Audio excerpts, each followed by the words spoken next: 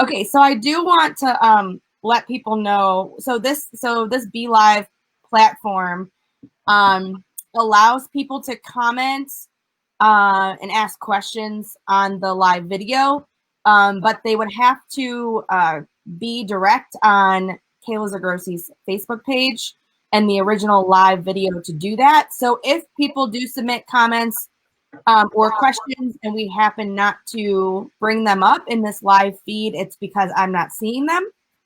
I'll watch the ISM page. Okay. I want to tag on to the Illinois Museum Lockport page. I'm sharing it there now.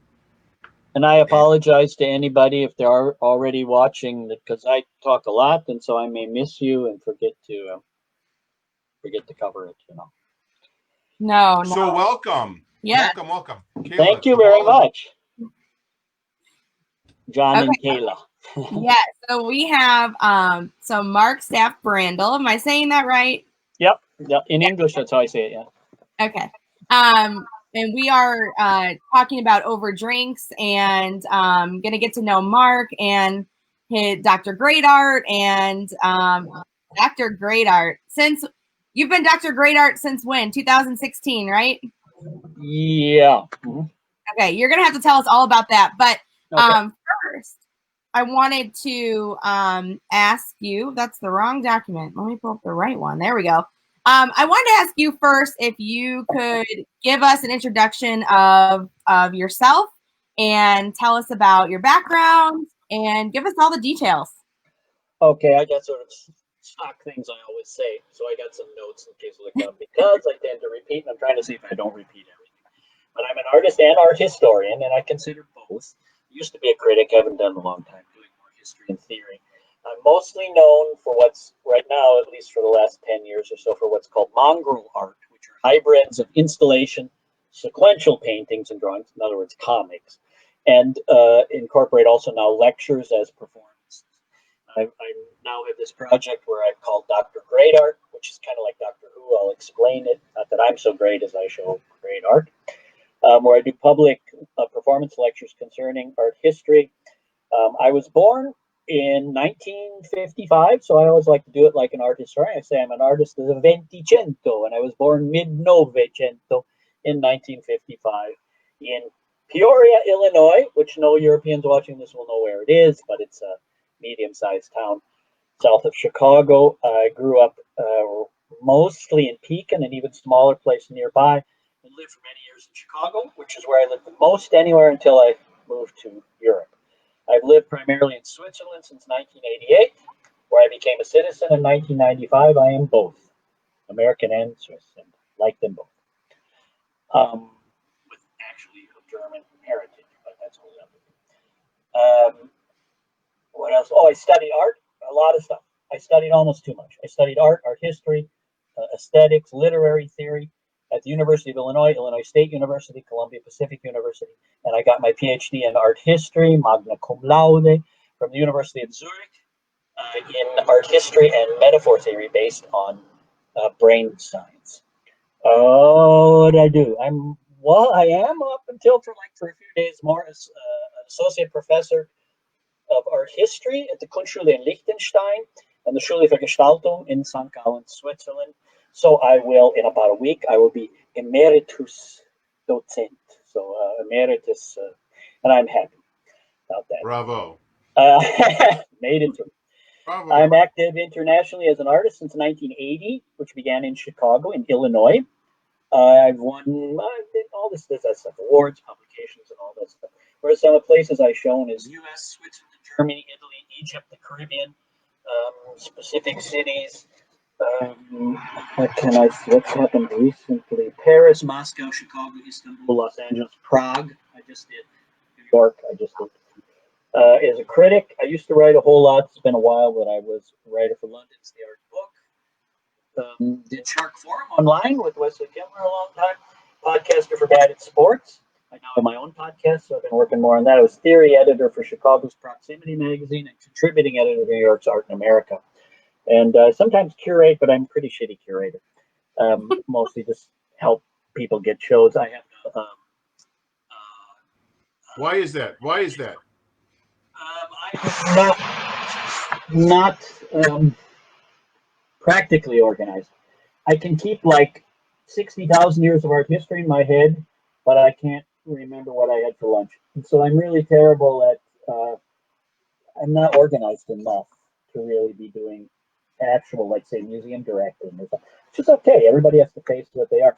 I know I'm a really great teacher, but they ask me, like, would you like to be the director? I'm like, no, you don't want me. You want my wife. But forget it. But I curate the Kunstgrill in Zurich and the Collapse of Kunsthalle, a little thing that I want to talk to you about for your museum. I'll talk to you about it another time.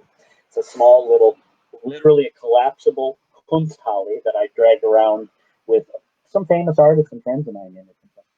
Where I have works in, this is the part artists always do that nobody else interests in, the Museum of Modern Art in New York, Victoria and Albert in London, Whitney, Museum of Contemporary Art in Chicago, St. Gallen Art Museum, Thurgau Museum of Fine Art. I'm in love with the Thurgau one because they have 27 works. Most of the rest have like 2. The ETH Graphic Collection, Zurich Museum of Contemporary Art, Los Angeles International Museum of Cartoon Art, Art Museum Olton. I can't remember everything. And my big thing right now is I'm currently writing a philosophy book for Bloomsbury Press, a series called Aesthetics and Contemporary Art, with David Carey and Tiziana Andina as editors.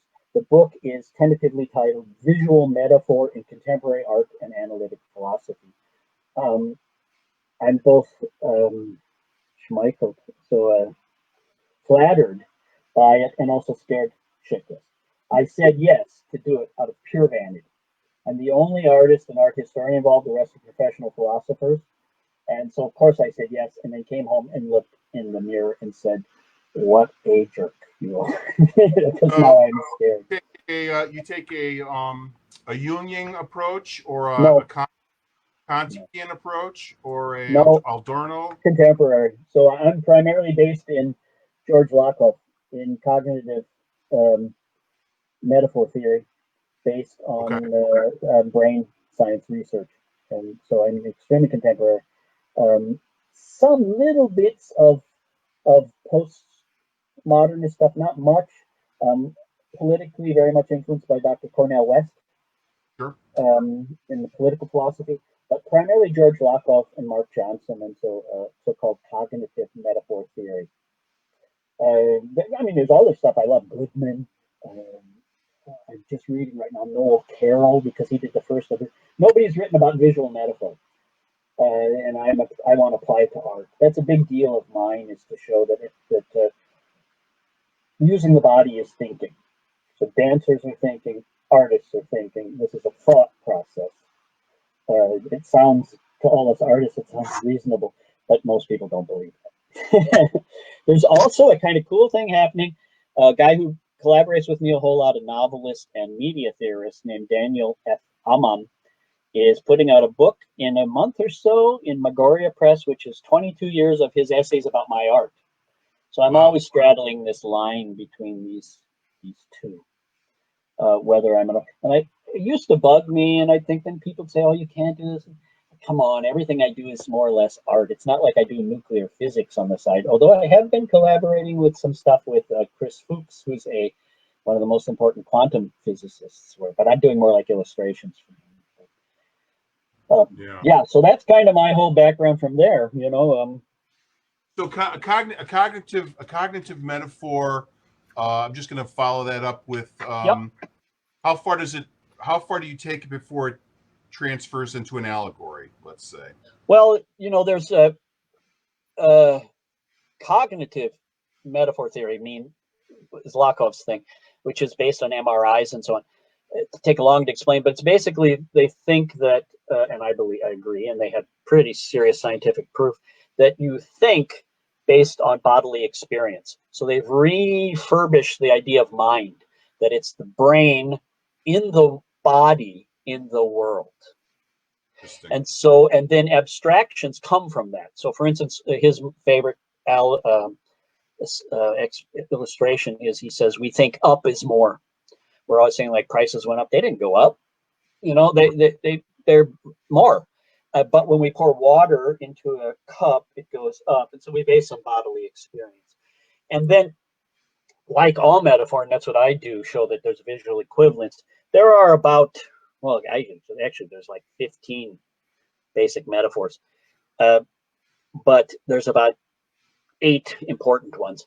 And allegory is one of them. That's where you bring a bunch together. There's metonymy, litotes, which you use negative, hyperbole. There's all these different ones. And I believe they apply to visual art, but I would say we actually get to use them even more creatively. That's one of my contentions. Some people think that we don't at all. I think actually visual art can use it even more creatively. It's quite an interesting thing. So allegory is just one of those. I use the word, by the way, trope. Now, trope is kind of misused in the art world. They use it to mean cliche. But trope is actually the old word. It's from Greek, from turning, because actually metaphor is one type of metaphor. It's a bad word. It means where you say something's like something else without the word like. So a famous one is Achilles is a lion. But it also is the word for all of them. And the old word was trope. So I use trope because the other word for all of them is figurative language. We can't say that about pictures. So I say trope. So if you hear me using that stupid trope word, it's because I had to dig around for another one and I could only find that Greek one. We can hit the buzzer on trope if you want. We can. Well, Kandinsky, right? This is Kandinsky, the elevated triangle. I mean, there's always that illusion, and Well, he's dealing mostly in symbolism, which I don't do much, but because I think it's actually concretized. But it's definitely a continuation from them. I could tell you, but primarily I have one particular theory. Let's see if I can find my little thing because I have a short description and I don't want to get too far. But I called metaform. I don't either. It's mimetics in my mind is what I'm hearing. Am I wrong? Or no, mimetics is when thing imitates another thing. But that could be part of it. This is that you use these things and we use them. Let me explain what my PhD is based on, and then what I will do applied to this is what I call metaform. It's a neologism, a word play. Take the word metaphor and add M to the end. So it's like metaformal, but actually metaphor.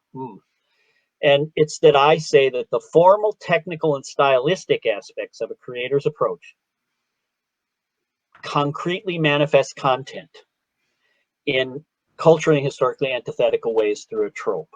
So creators are creating tropes. They're creating metaphors. So this is, we seek to discover, and often in a kind of battle and discussion and so on with things we love, other artists and so on, but also the process. So I'm emphasizing just the process of painting, process of doing things. We discover the tropes. And so in a lot of ways, I'm saying the metaphors are in the form, but it turns formalism on its head because they wanted it to be just form. I'm saying it's important because it has metaphoric content, and then content has form. So I'm turning everything upside down. It's kind of idiosyncratic. Jim Elkins, do you know him? The great art historian, as a friend of mine. He was teasing me once about that. He said, I'm so idiosyncratic that I'm lucky that I already had all my jobs or nobody would hire me.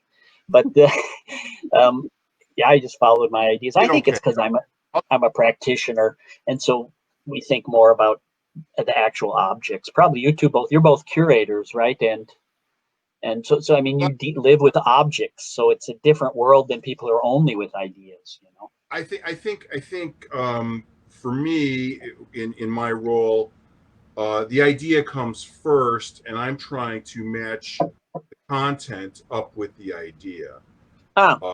And the content, I mean, I have several math equations that I roll out, some algebraic equations.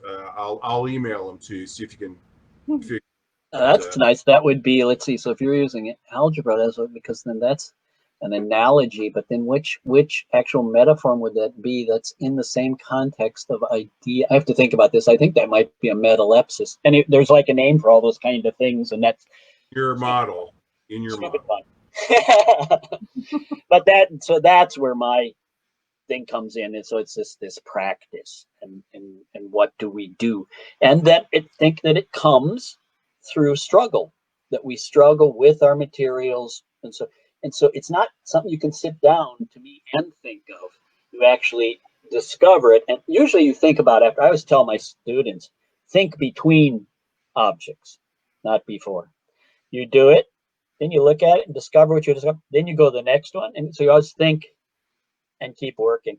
So it's probably a version of the old throw the spaghetti up against the wall and see if it sticks. No, it actually feeds into the notion of sequencing and narrative. Yeah. And I mean, I'm digesting what you're saying in terms of your cognitive approach. Yeah. And no, it does connect up. But Elkins did okay for himself. So. Oh yeah, and we have nonstop connections, and he came here and we talked about stuff, and yeah, we go back and forth even when we disagree. I love him. I mean, we have all sorts of, but I mean, he signed one of my books, one of his books that he gave me. He said, to another inveterate how did he phrase that? Diagrammer, because we both draw diagrams all the time to explain, which is another thing that's kind of a picture and kind of an idea and kind of a comic. So it's like, mixing them up. So yeah, that's my metaphor thing. We went pretty far into that, but that's what I'm thinking a lot about, and I will be back on that as soon as I wrap up some of the stuff I'm doing now. The last several of my podcasts, which I'd like to get people to go listen to Dr. Greatart, have been, I'm going to do the chapters as podcasts. It's the second chapter about what is visual metaphor in 3 parts. So sometimes it's chunky, but I mix it up with other stuff. Like the first one is one of the best ones. It's about how it was illegal to teach women art. I was actually just going to say, I would highly recommend that everyone does go and look at and listen to Dr. Greatart podcast, because I went and that was the first one I listened to, was how it was illegal to teach women art. Isn't that disgusting? Why art history is important, and then about how artists create metaphors. So all of those are in there. Thanks. You picked 3 of the best ones. I think I did, and then maybe about what makes a piece of art remarkable. But yeah, that first one of how it was illegal to teach women art, I didn't know that, and it was very interesting and insightful to listen to. Yeah, I was just thinking, because my classes very often now they were now, because there were a lot of women. And I got to say, it's something I repeat, but I really want to say, because I teach in a thing called the Höhe Fachschule. It's a Hochschule, so it's an art academy, but it's a kind of a second wave, because it's hard. Much university here is damn near free, but much harder to get into than in American ones. So there's this other way, and they have to pay partially and so on. But anyway, so there's a lot of people that go, what do you call it? We call them Quereinsteiger, people who like did another profession and come back. So largely women, and a lot of who started art and then stopped for different reasons, the family. So I've felt a lot of this stuff about women, because I have to tell you, it's really wonderful. I was teaching them in the university at the same time. It's changed now, but about 10 years ago, most of the university was in art, or not university, it was art academy. They're divided here. Were young men, and one of their major questions was always like something along the lines of, what do I do to get famous? Because we're in the American Idol, Deutschland sucht the Superstar world, post. And I was like, actually, if you want that, go into music and leave us the fuck alone, okay? And so, and then these women, I'd get them, and some are even like 40. Mostly they're like 25, but they'd be up to like 40, 50, because they're from, and they always want to talk about like why and what's it mean, because they had lives, and they're bringing their lives in. They have kids, they have stuff. It was just very thrilling. I think women could change the art world. Could be the best new thing to change what I consider mannerist, academicist art world. Which is another theory I have that some people disagree with and get angry with me about, that postmodernism as a form of mannerism. But I think the women could revitalize that, because every return away from a mannerism is always a return to lived experience. Mm-hmm. And so when I hear things like Abramovich saying women, mothers can't be artists, pisses the shit out of me. Why? Because they'd like bring knowledge of life. You know, that's what we need in art. We need less art about art, more art about life. Well, And this is changing. I mean, and that comes out of minimalism and conceptualism, of course, and Joseph Beuys in so many ways. I always think there's a marriage between the idea and the object. And in the museum profession, yeah, our methodology is to protect the object ultimately. Yeah, which I still love. I love museums. I have to say, I've never been against a museum. I get some questions about Kunsthalle and so like that now and so on. What there was one you asked me one question. You sent me some ideas, and one was, what was that about? What makes art great or something? Yeah. What makes a piece of artwork truly great or remarkable in your? Yeah, that was a good question. I had to really think about that. I got to see. I had to write about because it brings up what John just said. Because I was thinking about the definition of art and stuff, which I resist, but you sort of have to think about it anyway. But it keeps changing. I said that works of art are great for many reasons, mostly if they are strongly personal, yet rooted in the culture of the time of the artist. And by that, I mean both exemplary and critical. They can, so I hate that the post-structurals always think it's just a sickness. Oh, they just represent the problems. They also sometimes represent the attacks. I believe art needs to be visually, technically well done, but not necessarily traditionally, but anyway, in some way surprising and yet innovative. And here comes what ties into what you guys are just saying, that I think artworks are truly best when they encourage multiple interpretations. So they're done on purpose to be interpreted a bunch of different ways, not just one. One can be powerful and strong, but that's design. And in fine art, it's where the form and the content are inextricably interwoven. Essentially, one mirrors the other. They go back and forth, back and forth, back and forth. And that's what gets you. It's like, wow, that's the perfect way to say or to sing that idea or to paint that idea. Plus also that paint, so it goes back and forth. So it's just interwoven, I think. And through that, it hits your eye, your heart, and your mind. So the contradiction of that is for the artist is you have to get pegged into a certain lane, right? Otherwise, you start moving outside of your lane, and there are a handful of artists who've been able to do that, and I'm not going to embarrass them. I mean, we could name drop all day. Yeah, but there's only like 4 or 5 where it's been allowed by the art world, like Archie Rand and you're right. It's a big thing. I did that when I began as a late conceptual artist, and then when I saw it was turning into neo-conceptualism and academicist, I still love conceptual. I started to repaint again and so on, because I realized then I didn't, but later I realized what I was doing was looking for this mongrel idea to be sort of postmodern. And man, yeah, Jesus, it's like being a reggae musician who suddenly does, like a heavy metal symphony or something. Man, they beat the shit out of me. It was like, yeah, you don't change in public because people want to put you in a category. And of course, they do it even stronger to women because you're already in the category of woman, which is, or black people, well, you're like black people. Yeah, everybody's something. But you're always more and less than that. But good. There's about 4 or 5, really. Gerhard Richter, although now he's been the same for ages, but his earlier work was great because it was so mixed up. Who's a few of the other ones? The few who have done like 2, 3 styles, but usually you got to hide it, I showed you earlier my whole life. Usually I only show curators and stuff the part they want to know about. So I act as if there's a logical progression. But there's not, and it jumps all over. Except I have to say, as I'm beginning to become old man, when I look back now, I realize I only got like 3 ideas. I always thought, man, no, I'm a real Leonardo. I got all this stuff. Now I realize I got like 3 ideas. I've been beaten to death from different directions, And no, Richter's a great example. Richter's a great example of an artist who was able to morph successfully, and now that successfully. Again, the American names, it's a short list. Yeah. truly a short list. And I don't Lucas know if Samaras. There's a great American who did it. Lucas Samaras, the Greek guy. Sure. Yeah. Definitely. Those Polaroids that he started working Yeah. on, like videos. And the objects, and he was also one of the first happening, and he did probably the first installation ever in his mirror room. He could jump around, yeah, but actually he suffered for it for years too. What are you doing now, Lucas? Stop that, you know.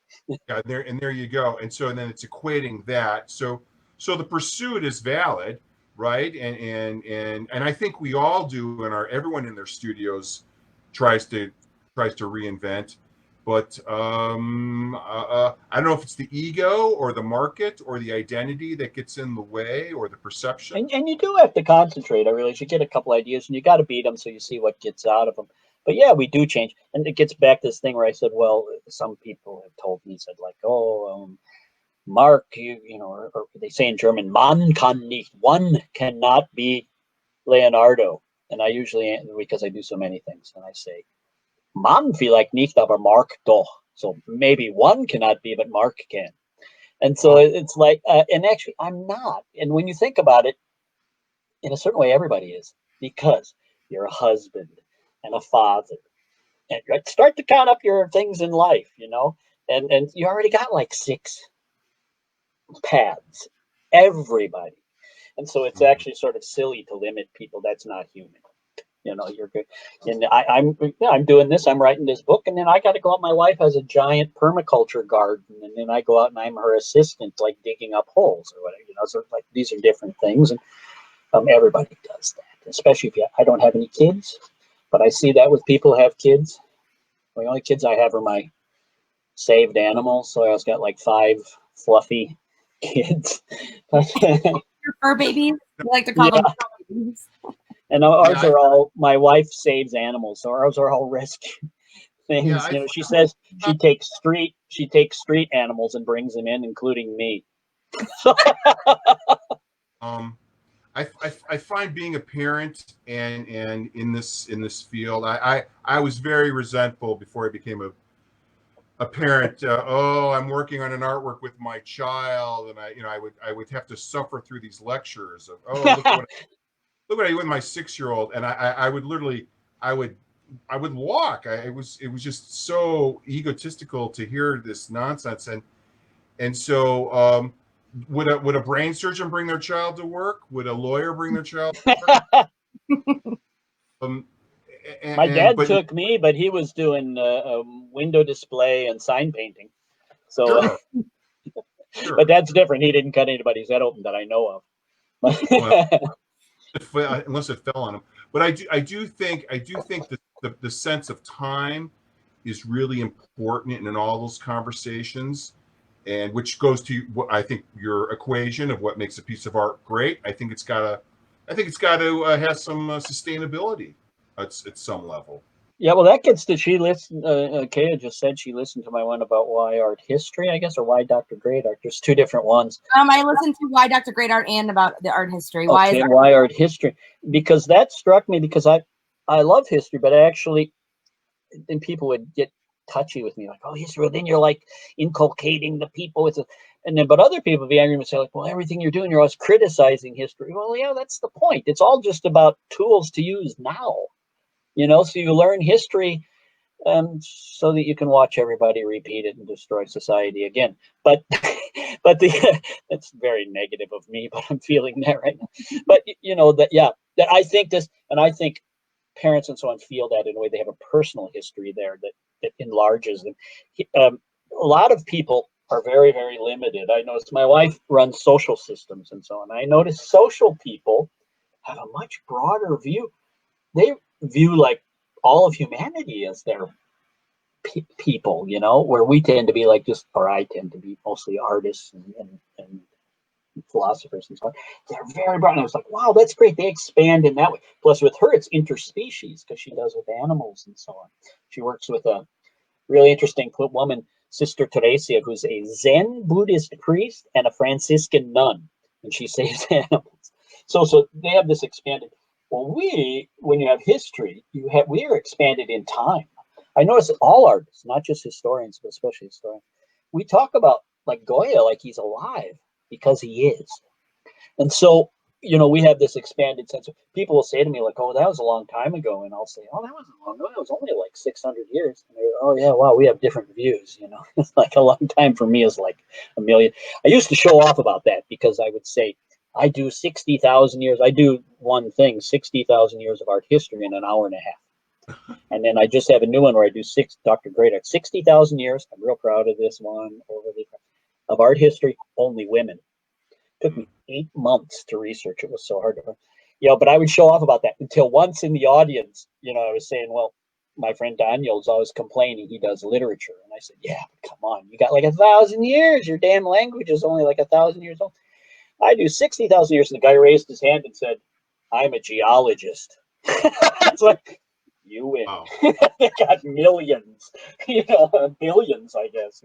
So, but it is important. Yeah, the canon is being restructured as we speak, and these voices who hadn't been heard from are now being considered. I look at, I try to pay attention to it all. It's always curious to me. What is fashion? What is what is an attempt, you know, to find gold in those hills, and what will stick to the walls ultimately. Yep. And I think it's important to note to what happened in the past, to see that also that that's not true, because you'll hear from a lot of curators. When I say that, I mean like international traveling curators, you know, Hans-Ulrich Obrist and so on, not ones running museums and so on, because they're more trendy, about how, yeah, well, we know everything. And it's like, no, you never do. You have to think about the time. One example I always use is when Vermeer in the Baroque, he was almost unknown because he had to work really hard. He had lots of other jobs and different stuff, because in those days you had a lot of kids and they all died. Rembrandt's, all his kids died before him, both his wives.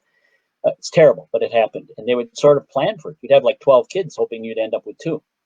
Vermeer had, oh God, what do you have now? 13 kids and 1 wife, and only 1 kid died. Now that's wonderful, but it meant he had 12 to feed, where he thought he was going to end up with 2. So he was not as well known. He painted his things. He did his best. We look at him now, though, and we think, wow, amazing. At his time, Carlo Maratta was like big, huge. And I looked up Carlo Maratta. He's boring as shit. And he was like the Jeff Koons of his time. And now we don't have their politics. We have our politics. We look back and we say, oh, Maratta, God, is that God awful boring. Look at this Vermeer. Look at that girl with the golden earring. Look at that. We don't know shit about him maybe, but man, those paintings are bitching. And so I think that helps to have this perspective you get from history, that things are not the way they say it is. The future will look at it differently. They will have their own political problems, but they won't have ours. And so my main illustrations is Jeff Koons will not disappear, but he'll probably be in the basement with Bouguereau and not actually as much. There'll probably be one up on top or so, like Bouguereau, who painted really well, but it's academicist. So, you know, things will change. And some woman or something around the corner who I'm ignoring because I'm too snooty or something, it's going to be like, they're going to look and go, look at these fabulous paintings. And I'll be, oh man, I live near her and I didn't notice, you know. So you can be blind in your own time if you don't know history. You know? I always quote Jose Ortega y Gasset. He did a great thing, and I can't find the exact phrase anymore, but he said that history is like a technique of friendship and conversation with the dead. And so I look at his friendship and conversation with the dead and the living. And it puts you in your own place, also with yourself. You get to have a little more perspective on yourself. Like I remember when I started my comic mixtures, and I did the first one where I painted a giant comic on the wall, what I call panels installations. And I thought, man, I'm a genius. Nobody's done anything like this. This is like a giant comic. Have this sequentiality. I had about, well, probably like 3 or 4 days where I thought I was a genius. Well, you know where I live, right? So what happened to me? I went down to Italy and I went to the Sistine Chapel, and it was the same thing. You know, and I was like, oh shit, how did I forget Michelangelo? You know, it's like, but I had there about a week where I thought it was really special. So it helps you put yourself. Yeah, all of those cats. Yeah, that's a lot. Ask a question, Kayla, because I'll go down. Yeah, we're dominating. This is typical men. No, I'll go down. Well, Damier did okay editorially, right? he landed okay, and Jeff will be fine because he's gonna buy up his real estate and create a temple to himself, and he's got some really important works. That Rabbit is probably the best postmodern work. I'm not going to run him down. I can also tell you a couple, only like two, but something Boogaroos. But yeah, so there's no reason to run, but it's not at the level, because that's politicking, and things come.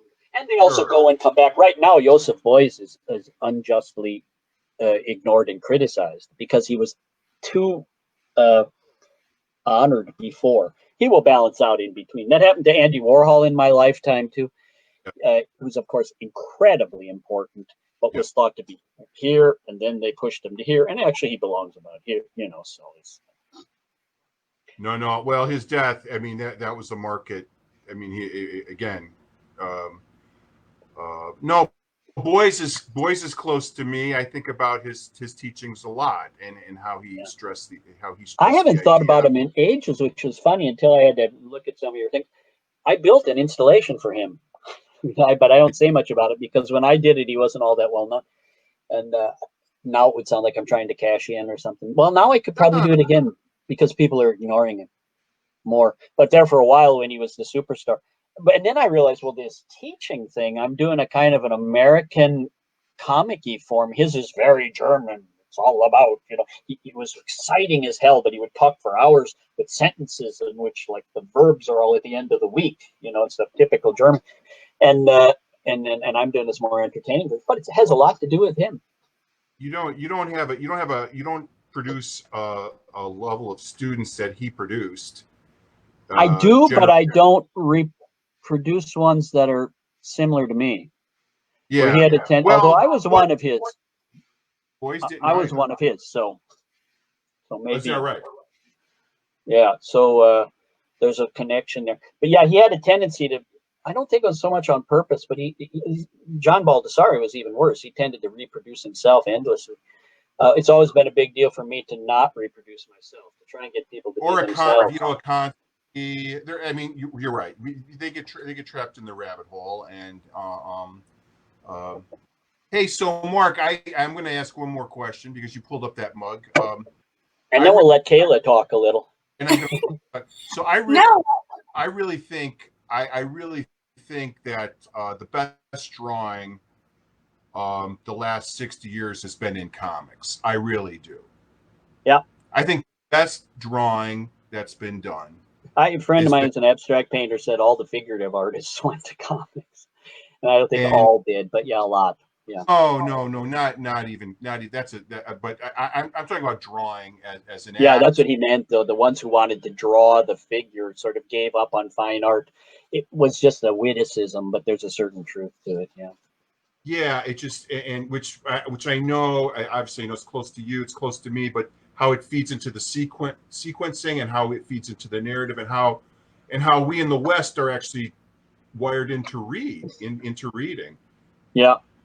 Well, one thing that's interests me a lot because of my mongrel thing, which is essentially, actually, if you know archaeology, the word would be Creole. That's what they use in archaeology to mean a mix of cultures. And my wife and I lived in the Caribbean for a year, and so I know the wonders of Creole food and so on, music, this mix. But I went for mongrel because I kind of like the insulting aspect of it too, and my animals are always mongrels. But is that well, I'm launching off here. I'm sorry, but I wanted to get to this with comics. Is this mix? I think, and I realized the things that interested me, like comics. From Chicago, the blues is like, everything has something to do with the blues, and then you got gospel and jazz, blues, and everything American is either half black, half African, of any importance, or a lot of Jewishness in there too. A lot of Jews were doing the comics and so on and so forth. So the so-called minorities, or whatever you want to call them. That's why I also have hope for what's going to happen when women now take over a lot of stuff, because these mixes are always healthier. Just like a mongrel dog lives like 4 or 5 years longer than a purebred. I am genetically a purebred. I'm 90% German. Not very proud of that, but at least my culture is American, so it's all mixed up. So yeah, they interest me a lot with that. even though the English language, which I like, but English language is actually, if you look at it linguistically, it's a Creole. Because it's actually a dialect of German that never had anything to do with High German, sounded like Swiss German origin, mixed then with Old French and then Latin, and so it's a bastard. It's a mongrel, and so that has to do with the comics too, which interested me. I don't want to slum like Liechtenstein, although I like his art. I wanted this mix, and they don't appreciate each other. Is the big problem I've seen, is that comic artists think, or comic fans think, fine artists are just like publicity ploys or whatever. Fine artists think comics are just like naive or something. It's not true. And there's the crossover interests me, the mix between high and low, because you're talking about rock and roll and hip hop and all the things that I love. Actually. Yeah, Tom Bardno's High Low show at the Met. That still sticks with me as a young kid. My first trip to New York. Wow, what a thing to see for your first. Yeah, and then walking into a gallery and seeing a fish tank with 3 floating basketballs. You know, and you come into this, and your head is charged, and it's exploding with this notion of art is with everything, is within everything. And one thing for comics that I always I've been very involved with. I make up a lot of words, right? So you got to watch neologisms, but I made up one, a really ugly one, but it applies, called iconosequential, and that's what I've been working on, where it's a mix of something iconic with something sequential. Do you know Frank King's Sunday comics from the 40s? He did a wonderful thing. You should look up Frank King, this famous Sunday comics of Skeezits and Walton Skeezits. That's Gasoline Alley. They were huge at those Sundays, the whole page. And it was one image of a house, but it's not a house. First it was a field.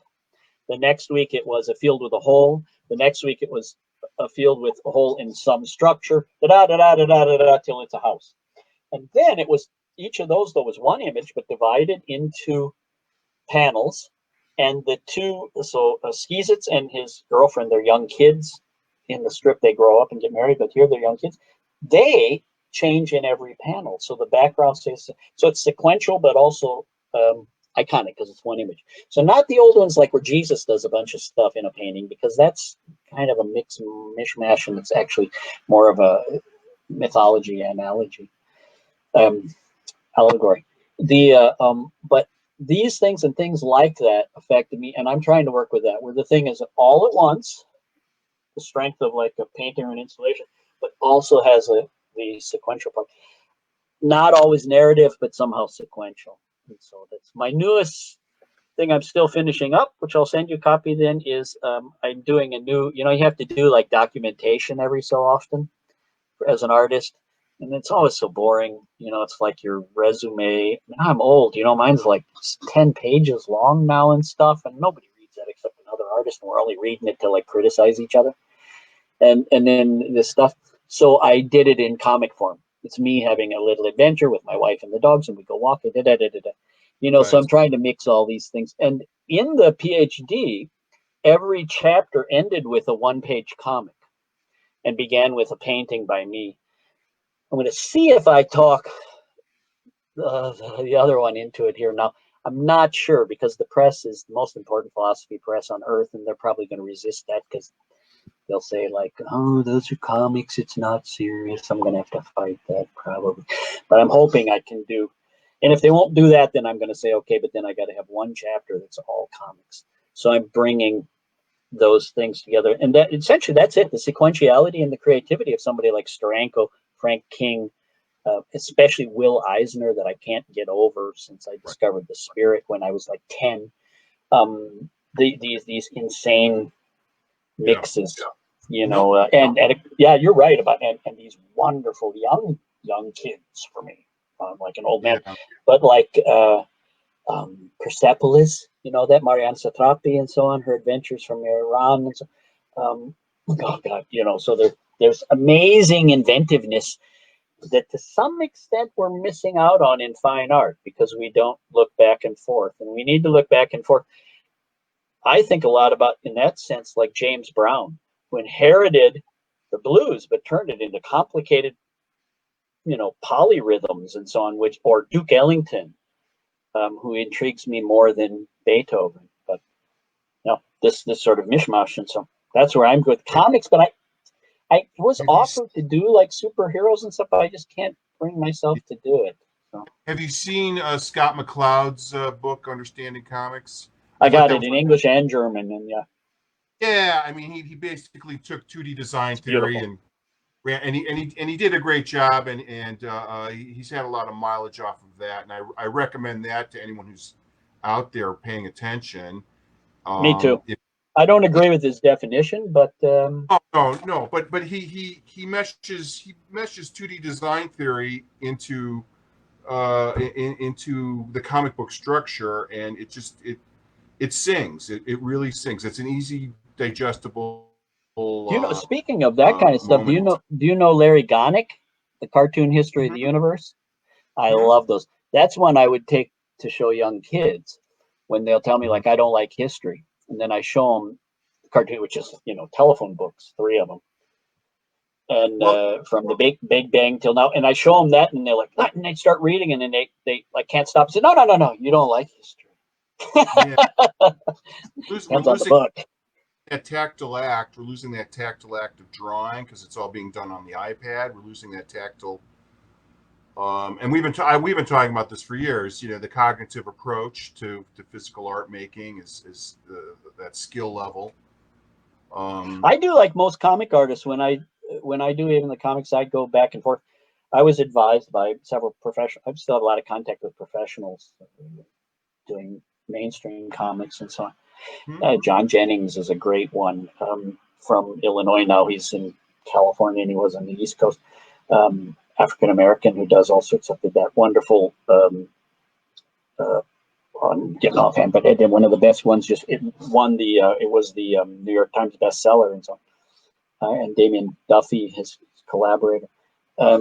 I've spoken. I've been emailing and intersecting with him. He's in St. Louis. Duffy's in St. Louis. Yeah. Hey, Kayla, let's bring this back. Yep. Well, I was just gonna say no. Okay, let's go to Kayla, and then I'll stop talking a little bit. You can ask me some stuff. It's a tough conversation to follow up. I was actually just going to say let's talk about let's start talking about the overdrinks. Oh yeah, please. Let's get into overdrinks. Get concrete. Yeah. You have the napkin pulled up that I think everyone is able to see. So talk to us a little bit about your work in overdrinks. So how many napkins you did? I think you have. Well, John's got the details, I believe. Yeah, let's define. Let's define. I'm going to define the project. So, yeah, please do, because that was really exciting. So this was a follow-up 2 years ago. I was feeling a little rancor, as I always do, and I had the last fax machine on the planet. It felt like, and I just said, "Hey, let's. Anyone can fax me some artwork," and we received faxes from all over the country, and it was a really great exhibit. We called it Just the Fax, and it was. Yeah, I sent you my illustrated art history for that. Yeah. Yes, you did. And it, to me, it was about the moment. It was about technology. It was about identifying the self, and our site. Even though we're in the suburbs of Chicago, it sometimes feels like we're a little bit off that grid, off of those. So it was an attempt to connect things up. And so the Overdrinks project was just a natural because we're tied into this historic district, and it's an entertainment district, and people want to experience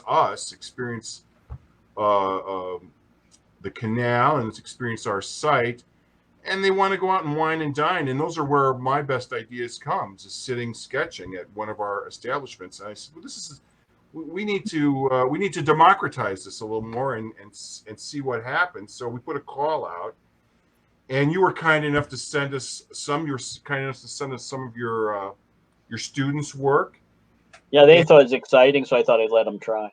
Yeah, and you know, it's easy to do an exquisite corpse show, to call 30 artists. It's easy to do a napkin call 30 artists, you know, but I'm more interested in seeing what's out there on the pulse and out there and how people can respond. With us being closed, and now we're in our phasing, and we're going to be tying back into the other economic issues. I think a project like this resonates even more, and so we're going to continue on with it. The exhibit's going to have its full viewing, but your response. Yeah, I just put up a picture of a corner that you guys posted, and so your response to the problem or to the challenge was only Dr. Great Art could do this, right? I mean, you came in with what, 16, 17 drawings where you actually talked about the history of napkins. Let me see, 17, 18 plus the 18, yeah. Do we have number 1, Kayla? Do we have ancient Greeks? Do we have that on the queue? I think he was going to. I think Mark was going to. I've got it. I put this up. I can get rid of that. Let me see. Kayla, what do you do, by the way? You're the curator or what of? I haven't heard any. I don't know what you guys do. Oh, no. Kayla's a volunteer, and she has assisted with our current exhibit, Surplus Scrap, which is art that's been generated out of the Joliet prison, which was abandoned in 2000 when the old Blues Brothers prison. Yeah. Oh God, I remember. There was a fire there 3 years ago, and Kayla, along with a couple of artists, have got access into the prison and have built a pretty amazing show out of the remains and the remnants. And so that's running concurrently with the so Kayla, you're an artist then? I'm not. I actually do more of the administration work and more of all the keeping the artists together. So there's 23 artists, so it's a pretty large group, and it was 2 years of work, and it was a lot of hard work went into it. What did you study, or are you still studying, or what did you do? Art history, or what do you do? Or I actually haven't really dabbled in art much or the art world until the last 2 years. Oh, cool. Kayla is perfect, Mark. Kayla is the new breed because she's coming in with zero baggage. She's coming in with zero preconceptions. She's coming with an admin background, a sales background, and she is the ideal front of the house. If I was Larry Gagosian, I'd hire her in a second. And pay her good? I would.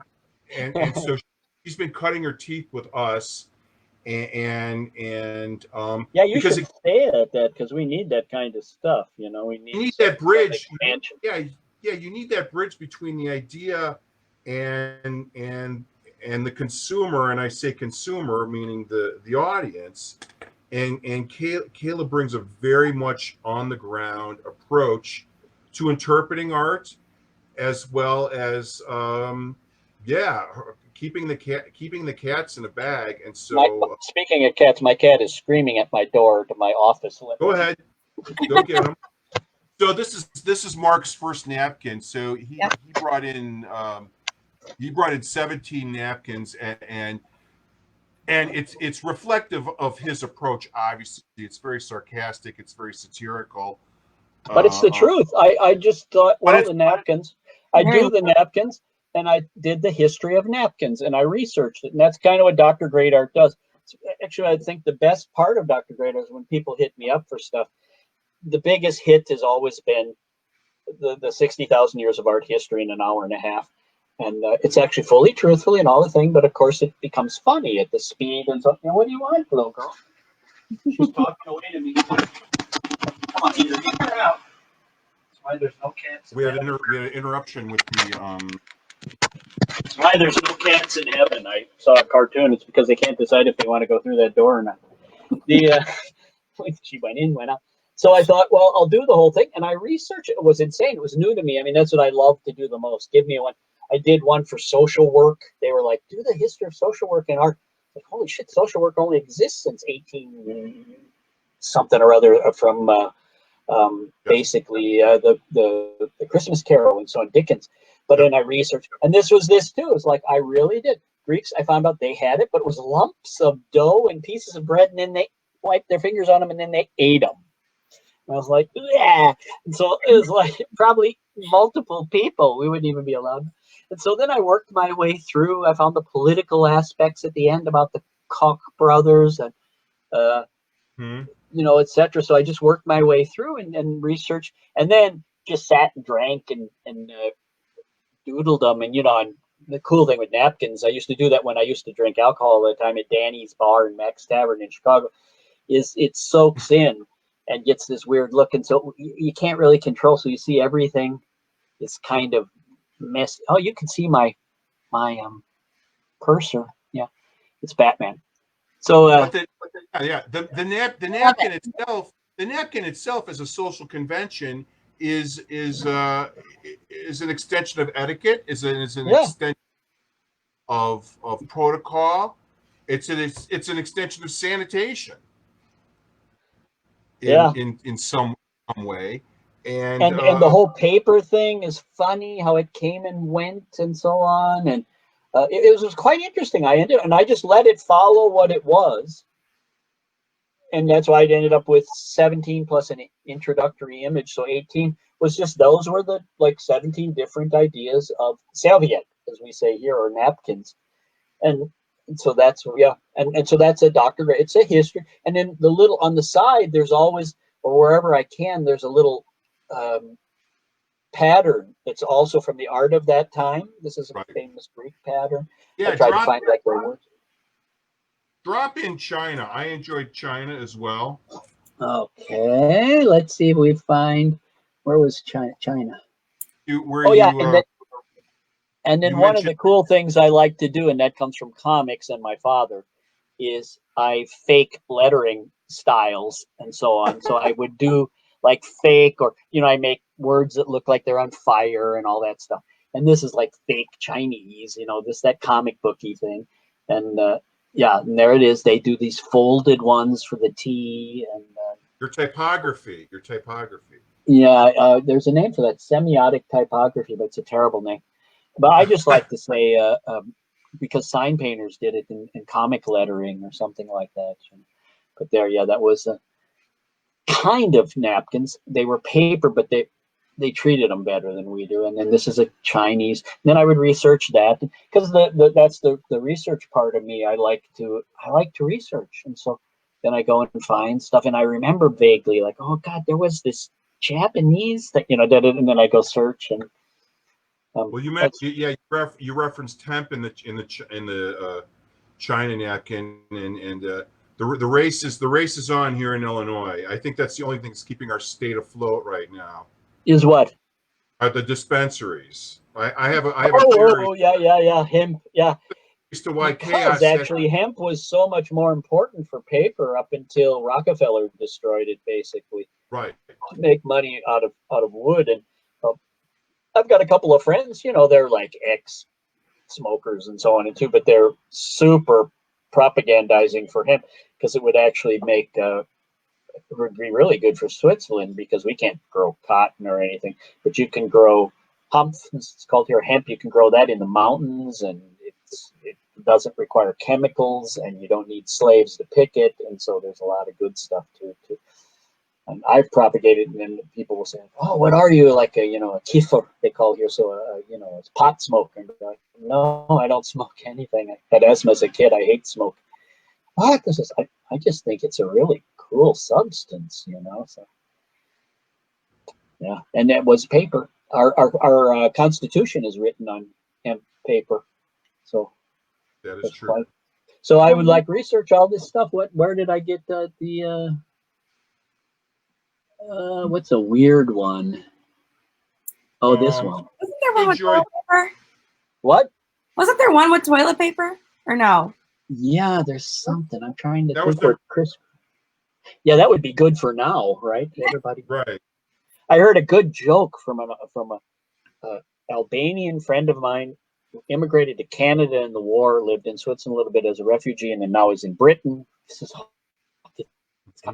anyway. He told me a joke that they tell in England, by the way, and that is if this lockdown continues, Kleenex is going to be able to buy Microsoft.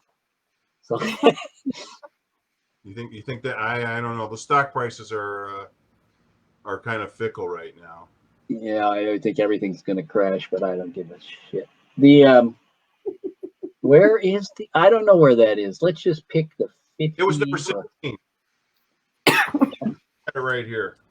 Which one? It's number 16. Yes, there.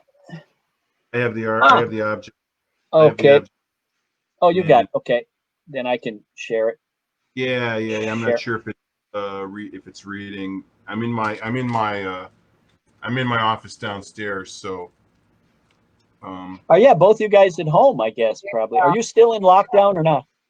We are. So we're phasing back, and you know, we're in conversations with the state, with the government, with museums, and we want to be open, but we want to be safe, and Same here, and I can't go anywhere because of being my too wife. many Though I people think if we don't open up soon, I think my wife is going to kill me. We're like, you know, we're like all together all the time. She was working at home on home office, and I had to do it. It's like we're just here all the time. You know, it's like, my God, it's a good so what time. is this paper towels, not toilet paper, paper towels. How people began to use paper towels as napkins and so on. So it's a question about what you could do, because I didn't realize that napkins are not recyclable because they're so low on the they've already been recycled 2-3 times. You can't break the fibers anymore, and so you got to throw them away. They don't do anything, which is sort of a shame because at least so the other would be to use cloth ones and wash them, which would go back to the old style. If you want to be green, I'm not as green as I should be, but I'm getting there. The greens are usually involved with us SP. I'm in the SP here. I'm a New Dealer Democrat in America, and I'm a Social Democrat in Switzerland. The greens are more consistent with my wife's pretty green. So I'm trying to get more green. I tend to be more interested in social things. Like when we go shopping, I always laugh because it's like you buy coffee. I'm like killing everybody's out buying toilet paper. I'm looking for fair trade coffee because my lefty shit comes, and she's like, yeah, but it has to be organic. Like we're looking for organic free trade stuff to get the green and the socialist. Okay, so Switzerland's ahead of the curve on environmental concerns. Pretty good. It was one of the problems with the EU because if we joined the EU, we'd actually have to. All other countries would have to raise their standards. We'd have to lower ours. Yeah. So it was part of the battle is that the left was against the EU because of the green stuff, and the right was against it because they're just against foreigners. So it's good to be at the head of the curve. Yeah, we got lots still to do, but we got some stuff. We just won the thing. Most cows have horns. We've got a few things that are still coming, but we still got a lot of. Yeah, everybody has, you know, industrial animal killing and stuff that you have to look at. But, yeah, so here, that was paper towels. And then I was looking at what else could you do? Because looking at myself, I didn't realize half this stuff. And it's like, yeah, I'm buying napkins. And of course, I'm supporting, where is that? I'm supporting the Koch brothers or whatever. Not much has changed since Upton Sinclair, Mark. Yeah. Matter of fact, I think we went backwards partially. Well, one would presume that, especially with where this virus seems to be finding its way. Now this is weird. Yeah, so we're just loosening up now. I just went shopping the first couple times. We have no mask requirement. We have distancing requirement. But I live in the countryside, right? In a traditional house in a meadow next to the forest. So actually I can walk and do everything and not see anybody if I don't want to. So it's actually easy for me to not have trouble with that. where I have a good friend who's a curator from Alexandria, Egypt, and she's a single mother, and she's in Toronto.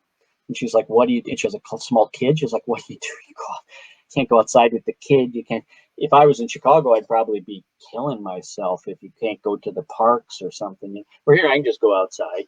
You know, we're gonna find her. Well, and there's this. I think there's this social issue as well. If you're a person of color wearing a mask, oh yeah, you're branded, and so now we're being told to wear these masks, and so there are these there's this contradictory perception that's always continuing to go on, and society thanks, Kayla. seems to be working. Society still seems to be working for all. It needs to be working more for all of us, and so with this, I think people did pretty good. I'm pretty happy with it. But there always this. Well, somebody wrote in Facebook, one person cited somebody else, and I said that crises don't change people, but it brings out who they are. And so I noticed that's true. Yeah. So racism gets intense, all sorts of stuff, you know.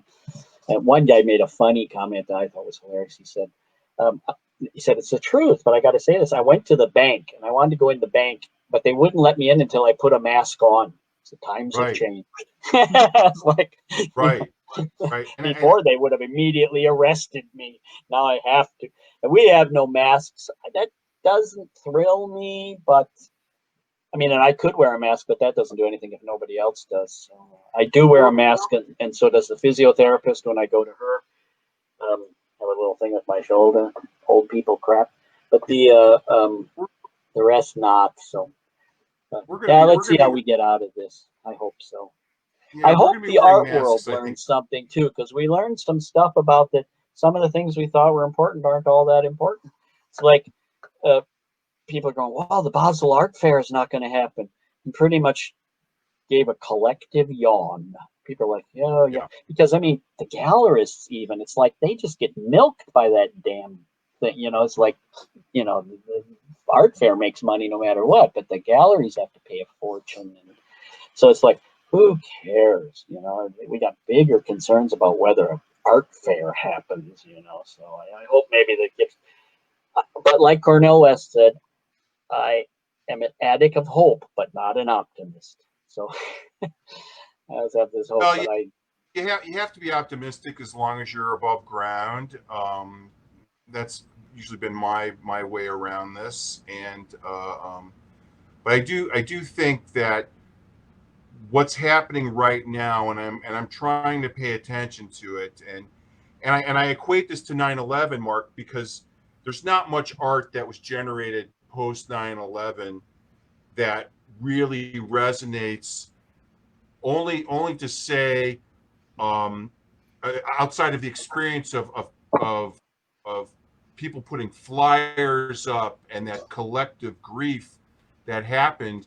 I was having a conversation. The only thing that sticks in my mind were Eric Fischl's free falling bronzes that he made, and now of course we're looking at art that was created during the plague and during the 12th and 13th century. But I'm really curious, and I'm paying attention as to what's going on. You're seeing some interesting things with graffiti. You're seeing some interesting things in the streets. Yeah. I try to pay attention to what's going on in the studios, but there's a selflessness that's happening, and this self-isolation, which I'm waiting to see what happens in the end product or in the end object, and it's happening as we speak, which is actually kind of fascinating. Yeah, to me. I'm hoping we learn stuff, but I can't be optimistic. Like Mark Twain, he said, you have to be optimistic up until the age of 30, and you have to be pessimistic afterwards. But he was always left. I will stay left, and I will stay hopeful, addicted to hope, as Cornel West says. I always quote the Bible, Hebrews, hope against all hope. But I don't really have optimism, so I don't usually say that to the young students and stuff because they should have optimism. They're beginning. I think a civil society, and I think the answers are right in front of us in so Actually, many ways. yeah, that's what part of the depressing thing is, that it doesn't take a genius to figure out half the stuff. You know, it's like if we, Right. as my cousin who is watching us here, Michael Brandl. Hi, Michael. I just see his thing. Is a renowned economic professor. I always say the other Dr. Brandl. And he said it just shows some things that, like, I don't know what it's called in English. The citizens, we almost got it. Citizens income, universal citizens income. It's translated from German in my head. It's this idea that everybody would get a living amount of money, like welfare. It was actually a concern, and he said how much this shows this would have taken the whole edge off this problem if we had this. It was a conservative man, a conservative thinker from Germany who proposed this. You would eliminate all these social programs and all those tons of stuff there, but everybody would get a living wage, just barely enough to get through. And then whatever else you do on top is your problem, you know. And yeah, well, of course it would work. Krugman just recently is starting to articulate a counter argument to that based on where we are right now. Yeah. At that time, that the investment really needs to go into that healthcare, into that preparedness. Yeah, well, that's first in America because this guy is German, so of course they already have that. He's talking beyond that. You would have health, because we have healthcare and education really high in this area here, high and free. The next thing would be maybe this. Then you would lose a lot of stuff that would be harder for museums. It would be harder to be probably less artist grants and so on. You would eliminate a lot of that to pay for it, because then you wouldn't have gold. But it just shows that there's probably some things like that need to be thought about because of the COVID. That we think, wow, if they had that, then we would not have everybody with the middle KMU, we call them, the small and middle businesses would not be having a big problem. And so there's a whole lot of stuff that it brings up that I think could be time to think new ideas, but I don't really think they probably are going to. Like, does there really need to be 17,000 airlines? You know, it's like, I mean, I only ever fly like 2, you know, Lufthansa and Swiss Air. And so it's like, I don't know, you know, it's so there, every country is, you know, etc. So time to be thinking about a few of those things. You should have 17,000 museums, but not airlines. Kayla has her airline favorites, I know.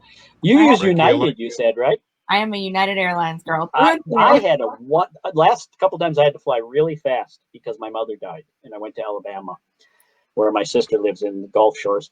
And I had to do a United and had a really good experience. They saw me. As a matter of fact, even the guy on the phone who was getting my tickets, and it was like a big deal, talking to him, and then I tell him why. He's, oh, I'm sorry and everything. So he tells me he's a Hindu and he's going to pray for my mother to Ganesh. That was so sweet. I said, well, thank you. Because I'd already had some Muslims tell me and Christians, so it was a real nice mix. So I was like, oh, this is a nice group of people. So Ganesh is the elephant. The elephant coolest god on earth. An elephant-headed you're not paying attention. Is the elephant god. So you got that going for you. Yeah, and he looks cool. Mark, I was hoping I was reaching out for you to have some optimism, for some hope, and you're coming back at me. But not optimism. You're back at me with skepticism. Yeah, that I divide. That I got from Cornell West, along with my definition of what I am, which is adapted from his, which is a jazz man of the intellect, a blues man of the soul. I forget exactly how he said it, but I say I'm a jazz man of the intellect and a rock and roller of the soul. And so he is one of my major influences, which caused me some trouble because he criticized Obama so much. But I think he's a genius. He's even on my wall here. I have a picture of him. I've met him. Did a portrait of him. We still live in a great place where you can speak your mind and express yourself, and it might not be the most popular thing, and we might be in an era of tribalism, and xenophobia. But I do think we're all in this together. one way or another. You're just going to have to do something about Murdoch. I mean, well, encouraging hate speech and incitement to violence is actually, I could, if he would broadcast here, I could get him arrested. I think it's important to bear witness to all points of view. I don't, because I don't think hate speech is the same. For instance, you can't do it to people. There are laws about libel and slander, but somehow America doesn't apply that. As we say in German, they're blind in the right eye. They never apply that to the right wing, and they never apply it to rich people. They only apply it to individuals. Like if I say you are a jerk, you can sue me. But if I say it on like television, then I can get away. So I think you have to also be held responsible. Yeah, you can say anything, but you have to be held responsible. And if it incites violence, I mean, can you imagine if the stuff they say on Fox, black people said that stuff? Man, they'd be in jail or shot. Or when in the lefties in the 60s said similar things. See, you're being edited, Mark.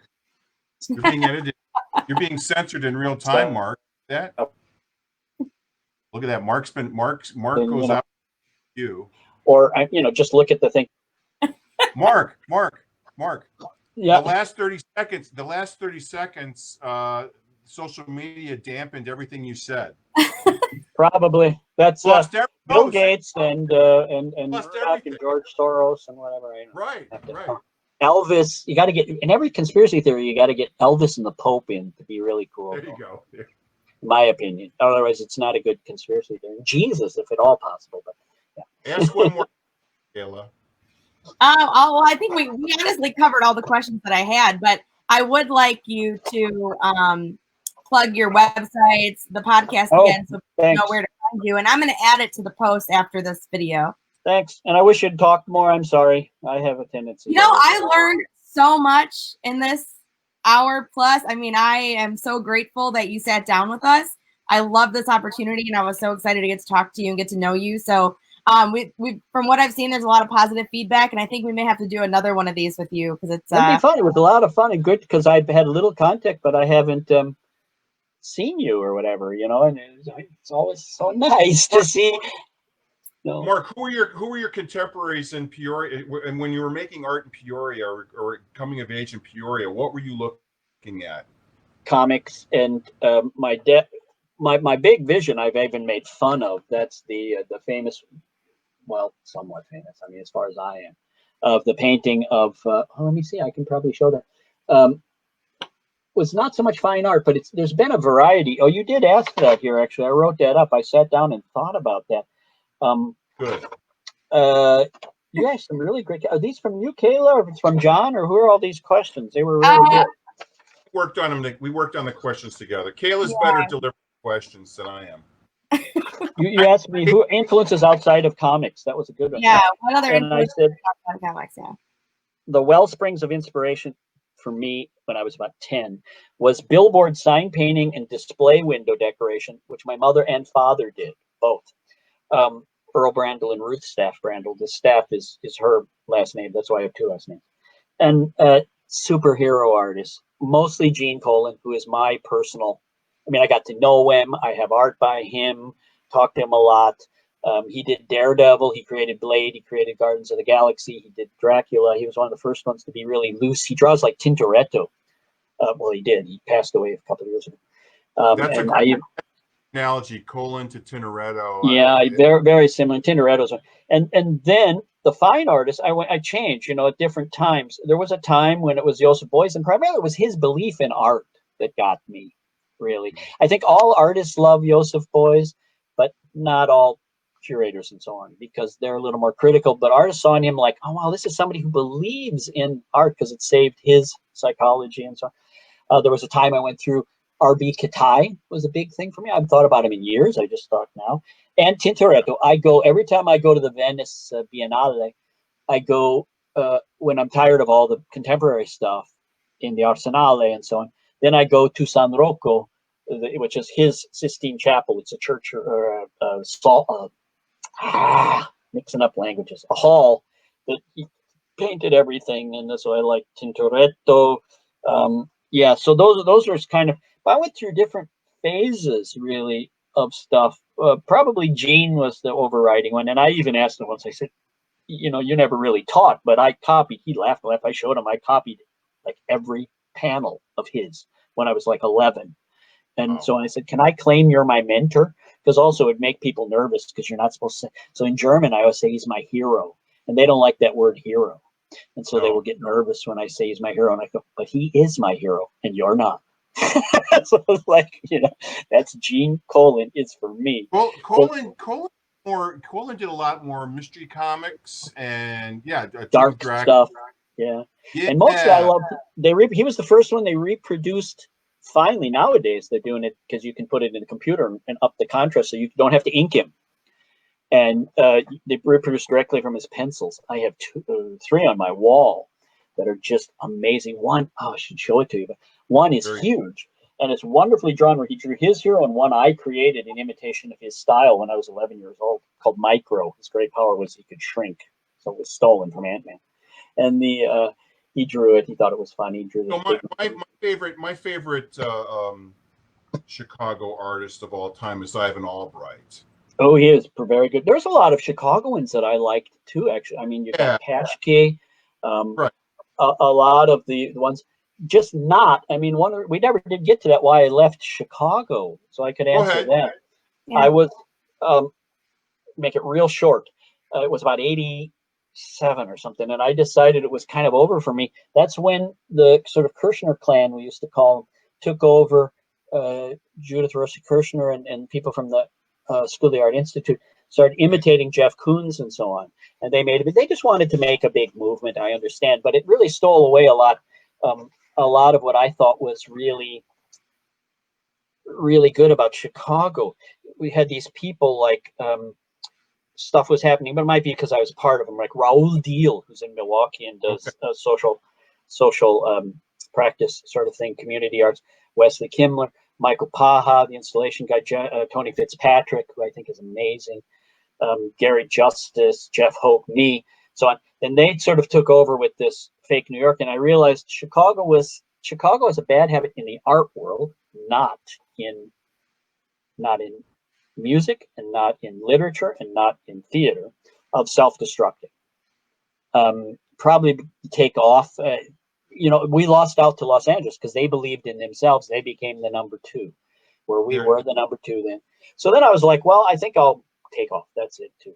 I'm a good leaver. The history of that time too, and I was 20 or my early 20s galleries were jumping to Philly, or they were jumping to Brooklyn, to Brooklyn a lot. But it was always a thing of Chicago where you would leave, and I think it's still in me. I mean, Gabrielle, the daughter of Tony Fitzpatrick, who is an Italian expert and so on, was here, and we met in Florence not too long ago.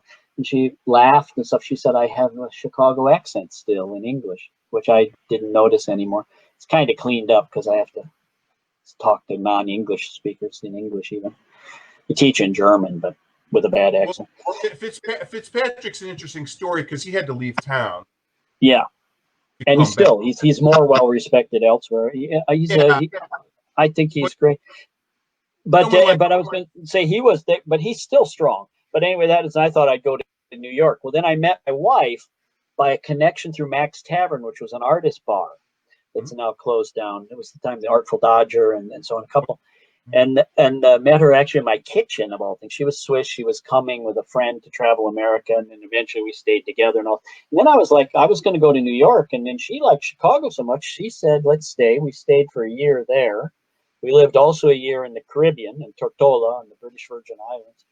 And but anyway, at some point then she was like, well, she's going back because her job works best here. She runs social systems, and since America has none, that would be a complicated affair. So she would like come back. So I thought, well, I'll go along.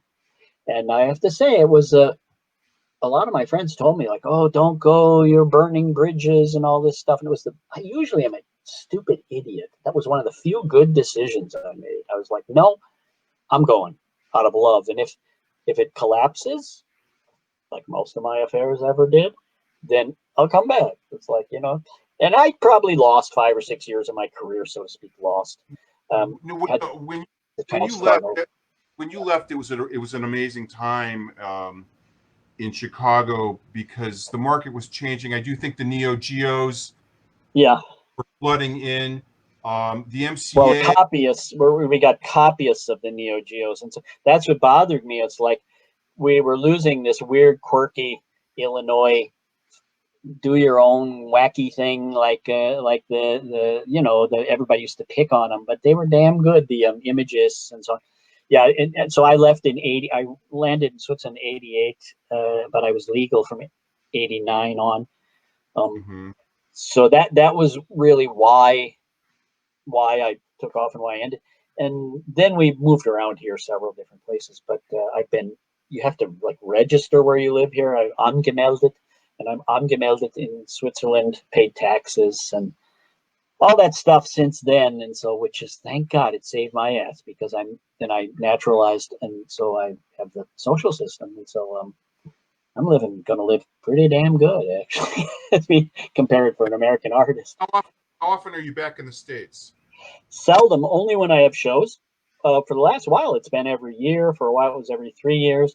I would only when I had a show. I had a show which I couldn't go to because a bunch of stuff happened at, I see she was watching here, Maddie Rosenberg at Central Booking, a wonderful book gallery in New York. Hi, Maddie. And but was like, I didn't go, but then usually I would go for that and then go to Chicago and then go to wherever else, somewhere else. The last couple of times was a bit traurig, sad, because my mother was sick, and we thought she was going. She was 80 something. Where's my sister? Should be on here. She would be able to correct me. And went back to see her. Then I went to Chicago. Then I went to Milwaukee to see Raul, who I hadn't seen since we were in undergrad together. And he does his community arts in Milwaukee with the Latina X's and the black kids and so on. And then went to the art farm outside of Milwaukee from Donna and Jay. There's this wonderful art thing, Worm Farm Institute. And so anyway, that sort of thing. And then I go to like one other place and then go back. But usually New York, get stuck there for a while. Upstate New York, my best friend from Pekin is a professor of religious studies and poetry. He translates Sufis out of Arabic and so on. Thomas Emil Holmgren from Pekin in Peoria. We were born on the same day, as a matter of fact. I go visit him. Then I go to Chicago, visit whoever's still there, although most have moved away. And then I go to one other place. And recently that's always been Gulf Shores, Alabama, for my sister and my mother. Then my mother died, so I had to go in seconds to there, go with my sister. So I don't know how much it's going to be. Now, of course, Swiss are probably not going to be allowed to go to America for quite a while because of what prompted the move from Peoria to Alabama? Well, she went with her husband different places, and I was born in Peoria, but I never lived in Peoria.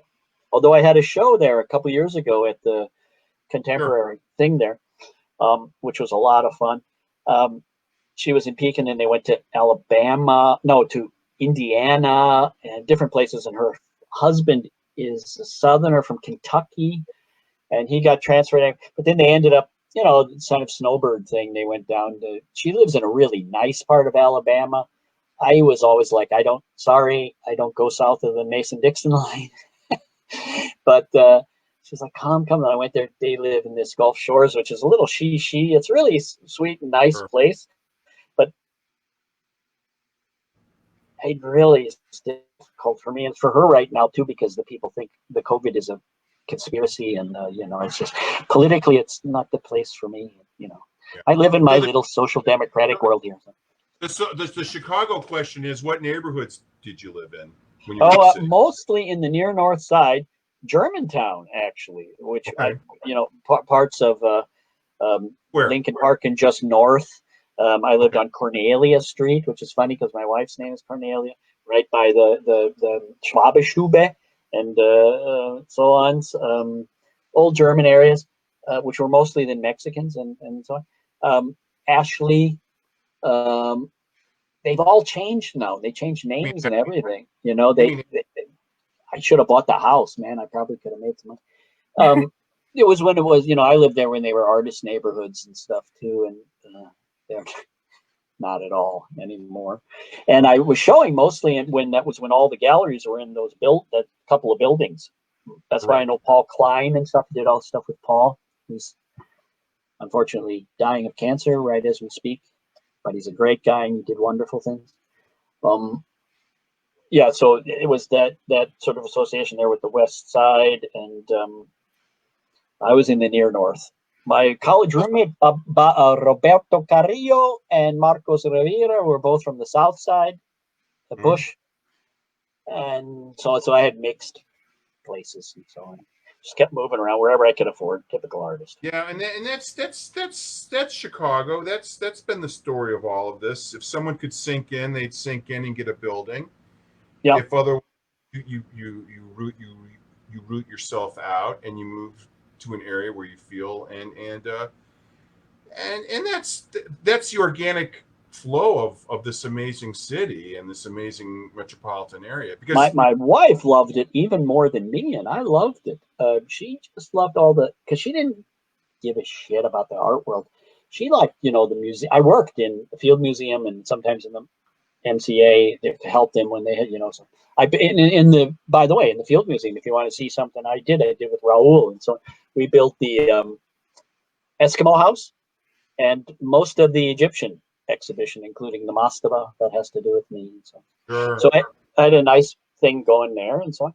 And she loved that stuff. And she loved all those little ethnic neighborhoods with the cool food and the music and stuff. And because of my friendship with Raul and Bob and Marcos, and so there's a lot of Latino culture, which she liked. And so yeah, she was really in love with it. I was teasing her. It's like, I think you're even more Chicago, although she still has this accent, so she's never picked up Chicago. But people are worried about the gentrification, but I find that these enclaves will always continue to survive. Our diversity will always continue. Some places are bad. New York has very big problems. They pretty well used them up. Well, they've had to sanction areas. Yeah, and London. I mean, when I was buying the house in Switzerland, we're getting in debt to the bank, right? So we're looking at everybody says I own a house. We'll just give you a house. We'll give you a house. You don't really. Plus, so I was flipping out because it's like twice the cost of a house in Chicago. Yeah, and that's a big problem in Switzerland because it's small and we have green laws. So there's a house. Yeah. But I went to London. I live usually with Mark Francis, one of the YBAs, and his wife Nikki Hurston. They're buddies with Damien and so on. So I'm connected to those guys. And he was like, "Come see this," And he showed me the houses that they were double Switzerland, so like 4 times the cost of a decent place in Chicago. And so I was like, "Holy shit!" He goes, "Yeah, well, thank God for the YBA thing." Have you seen the film of when they were trying to formaldehyde that shark the first time? Well, he didn't help with that, but he was in the show. I mean, Damien came to him and put him in the show and so on. Mm-hmm. He's a painter. No, but there's footage of Damien trying to get that formaldehyde shark tank, and it's a huge mess. He's an interesting character, actually. I even prefer him to Jeff, but anyway. So, but he was showing, and so I said to Mark, "Is like, well, what are artists going to do? Because I have no idea. We're not going to have an art scene. It's not going to be in London." So that's one reason Berlin could make it, because Berlin is surrounded by Brandenburg, has all this empty spots, and they are aching to take over. They are sure they're going to take over from the United States, by the way. Just so you know, you've got a hostile enemy there who's calculating, and they think they're going to do it with the art schools and the and so on. And they get a lot of money pumped into them from the government, which the Swiss don't. So, So, but I just heard from a good friend of mine who's a German. He said that now the costs are so high in Berlin that they're having trouble. Here's my favorite contemporary German painter. Ah, cool. You know Heisig? Do you know Heisig's work? No. Bernard Heisig. He's a nice mesh of figurative object ground into abstraction. Ah. Bernard Heisig. So, but I'm not that fan of gentrification. But what else are you going to do? I mean, right? It's like It has to. The only thing is that it was not nice is it pushes out the people like when I lived there, right around the corner from Mac's Tavern and so on there. Then it was Mexican families and Filipinos and they're all gone. So they all got pushed out, which upsets me more than the artists. When you were at Illinois State, so you weren't aware of like it's the monster roster, or I mean you were aware, but they were before me, of course. Right. I mean, even Jim Nutt, and so is a little older than me. So I'm after them, but yeah, we were aware they were the dominant Chicago idea. I really liked Kosoff, met him, so because of the political aspects too, and his wife. Nancy Spiro, book about her is the first thing I bought for my wife. It's a book about Nancy. Yeah, so I forgot about Nancy. She did some really great, like almost sequential freeze things. Wow, I wonder if I stole that. She has this whole long. Oh well. All right, Kayla. You get to wrap this up. Right? No. Oh my goodness, no. Okay, plug us where people can find. Oh yeah, where you can find me. Yes. Everywhere. I am both myself with my crazy 3 names, Mark Staff Brandl. Auf Deutsch, das ist Mark Staff Brandl. And that is so I'm in Facebook, Instagram, Twitter. Look at that. He's been censored again. He's been censored again the minute he gets personal. And and the Dr. Great Art as well. So the two, and the Dr. Great Art stuff is generally only art for the people who are maybe upset by my nonstop ranting and raving or pontificating, as you said, about politics. Then you can go to Dr. Great Art, and that will be 90% art. So you can find me in all those. Facebook the most, because you can say the most and you can argue. Instagram, though, mostly my younger students, so ex-students are there and so on. And then I have 2 websites, markstaffbrandl.com, which is sort of a history of the whole thing. And then the newest thing, just for the newest project, drgreatart.com. And that's Dr. the short Dr. DRGREATART.com. I do a podcast by that name, which you can get everywhere. It's from Libsyn, so it's in Stitcher and Apple and everywhere. You just put in Dr. Great Art and come. Got actually put up a couple times as one of like the top 10 art history podcasts, which I was kind of surprised because it's kind of quirky and so on. But maybe there's just not that many art history. I mostly listen to a podcast myself about science, so I so much about art. I think Robert Hughes. You're competing with Robert Hughes and Sister Wendy, right? Yeah, Robert Hughes, I love, and Matthew Collins and so on and several. Of course. That so you can get the podcast, which used to be every 2 weeks. It got kind of messed up because of Corona and everything, so that depends. I have two YouTube channels, but they haven't been keeping up. We'll be able to have this. You're going to have this recorded somewhere, right, Kayla? You said I can download this after the fact, and then you should be able to post it up. If you can give it to me somehow, then I'll put it on my YouTube and I'll refer to it in the podcast and so on. So actually, because my name is so weird, and then with this Dr. Great Art thing, if you type either of those in, I pop up. It's if you put just Brandl, it's not so good because there's all these Bavarian beer makers and crazy stuff because it's a typical German name. Although there is a really cool, when I was in Prague, recently got invited, that was really nice. They have in the Czech Republic, they have a late Baroque painter who was their superstar named Peter Jan Brandl, and he is my great uncle. And so, because we're Bohemians, so Germans from the Czech Republic, and they were so mixed. And that was really nice, man. They were really nice people, and I get this. So sometimes he comes. I'm trying to track more attention to him. So now more and more he shows up. He was really famous, got a bit forgotten. So now I keep pumping him out and other people, and so his name is rising too. So I'm competing with myself when I get my uncle. I'm going to ask you one more question. How would the philosopher Mark Staff Brandl what would he say about Dr. Great Art? Well, I had to do that. I had to apply my metaform theory to myself. My Dr. Vater, so your professor advisor, is Right. Philip Ursprung, and he's about the most important art historian in Europe. And he demanded that I do that because he said, you got to do it. Even Freud tried to psychoanalyze himself and failed. He goes, you do one chapter and fail. You try to do your best, because I didn't really want to write about myself. You know how it is. It's like you write about others, blah, blah, blah, blah, blah. Then you write about yourself. It's like, oh God, because it's like so you needed this third. You needed this third person. You needed yeah, this. yeah. So I usually get other people. Usually Donny Amann writes it for me, and he's a author, so he writes 100 times better than me in both German and English. So he usually does it, or my friend Tom Z. Mahomer. But I did it. Yeah, I analyzed it. Yeah, I think it's probably the application of my mongrel thing to presence. I did it on purpose for that, partially. I saw a wonderful TED talk by a woman who is a musician and mixes some weird stuff, Celtic and science fiction, or vice versa. But she had this wonderful thing. She said they realized that they were like really popular, but they had no place to go. There was no radio stations, there was no festivals, whatever. So she decided to find your tribe and go to them. And I've been looking for a long time for what happens post gallery.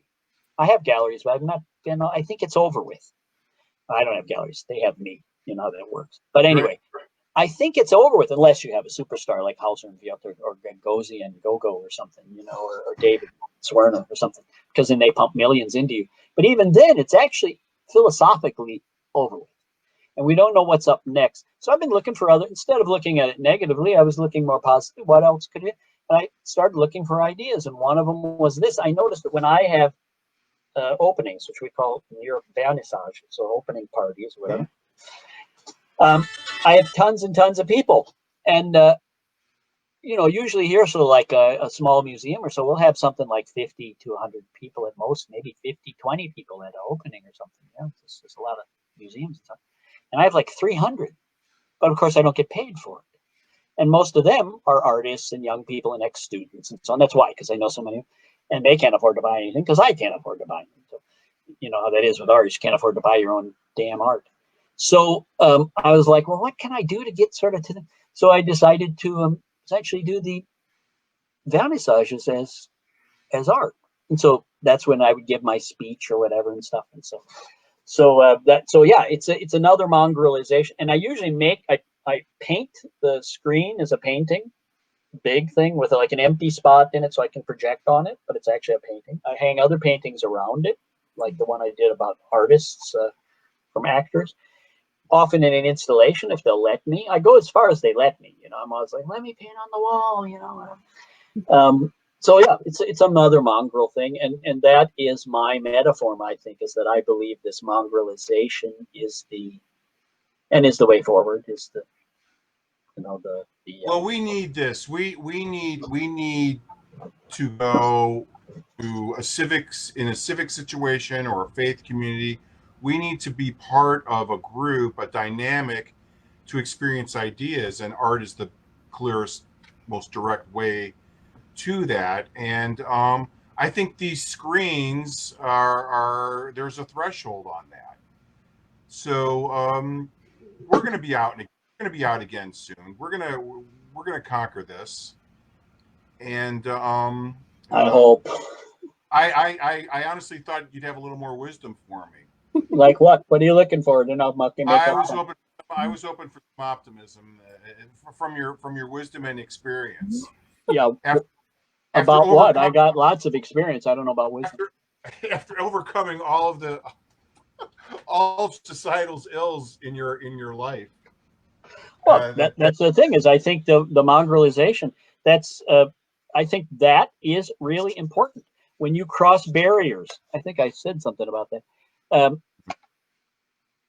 I think that's the way to go. Syncretism.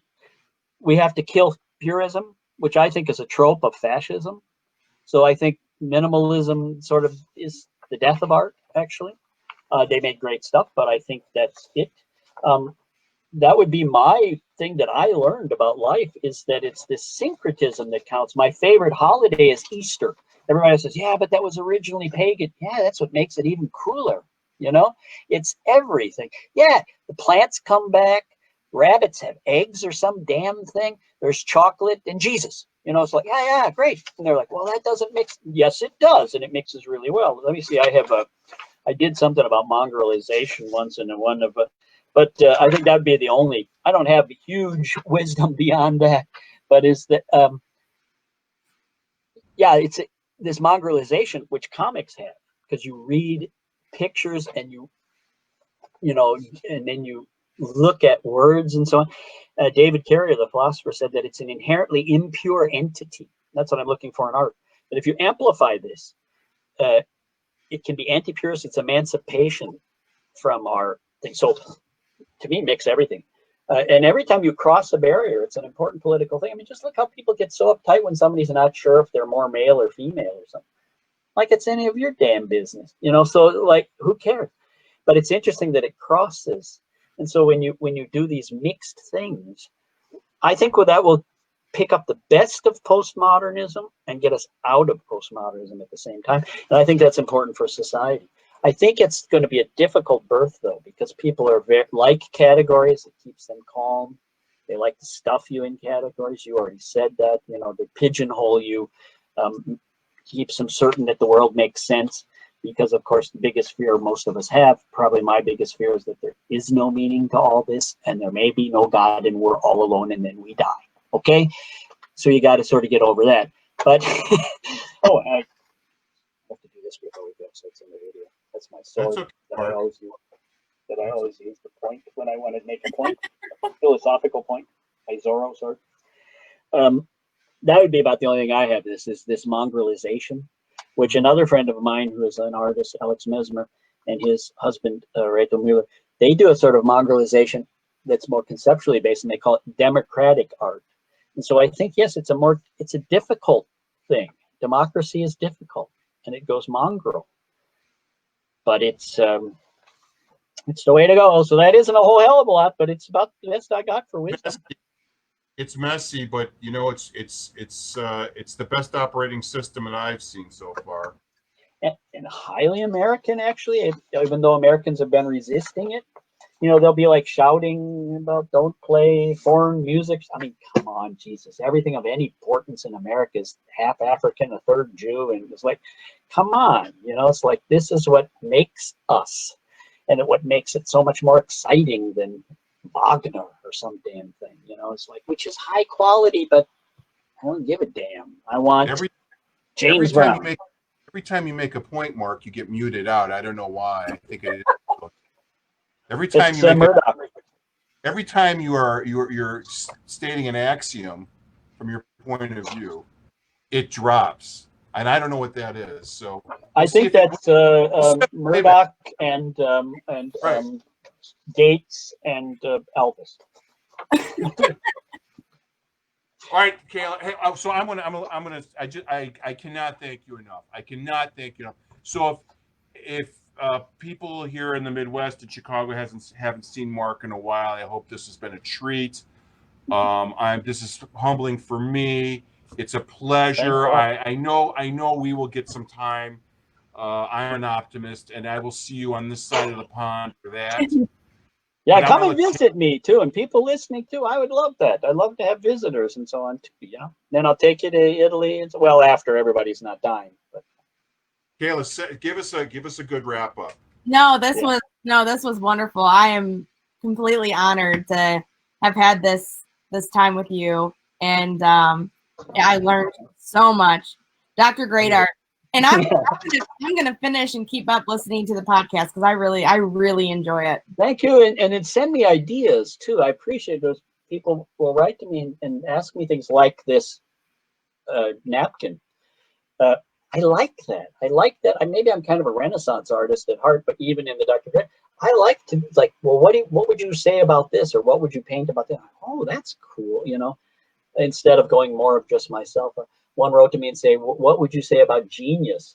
Oh, Jesus, I never thought about it. And that's what's really nice. So please do, and then write to me and say something about this, and then I have to go learn about it. And I think the delivery system. I think the delivery system on any idea in a tangible form is the way to go. And I'm speaking in my role now as a guy who's an advocate for museums and repositories, and so because we wrestle with technology all the time and updating technology, and I pull a drawer open and we still have these old data discs or whatever the hell those things are.